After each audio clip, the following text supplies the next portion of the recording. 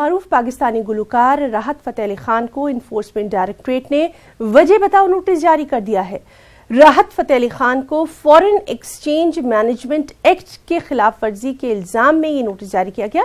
ख्याल रहे कि इस मामले में राहत अली खान से पहले भी कई बार पूछताछ हो चुकी है।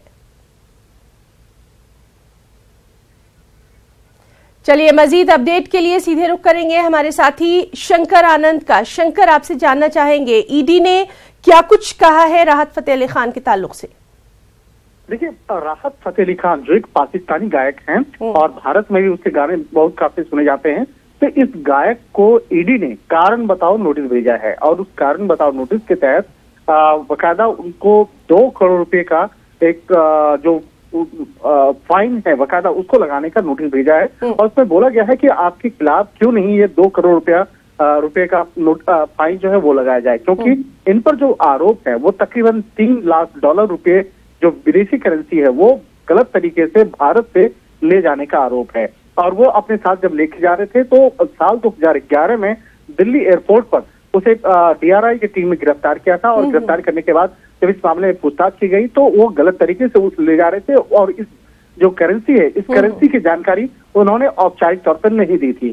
तो ये मामला उस वक्त का है। इस मामले में ईडी कई बार पूछताछ कर चुकी है। उनके खिलाफ फेमा कानून का उल्लंघन के तहत बकायदा मामला दर्ज किया गया था।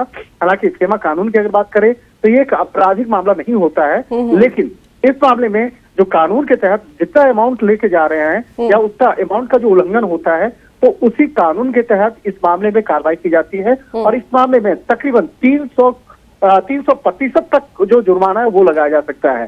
तो यहाँ पर जो उल्लंघन था तकरीबन $3 लाख का था, तो उसी मामले पर 2 करोड़ रुपया का जो फाइन लगाने का नोटिस भेजा गया है और ये 2 दिन पहले ईडी ने राहत फतेह अली खान को ये नोटिस भेजा है। तो निश्चित तौर पे कहा जा सकता है ये सिर्फ और सिर्फ फाइन लगाने का मसला है। फाइन ही लगाया जाएगा और इसी मामले में नोटिस भेजा गया है। जी शंकर, बहुत बहुत शुक्रिया आपका इस तमाम तर तफसीली जानकारी के लिए। आगे बढ़ेंगे। Supreme court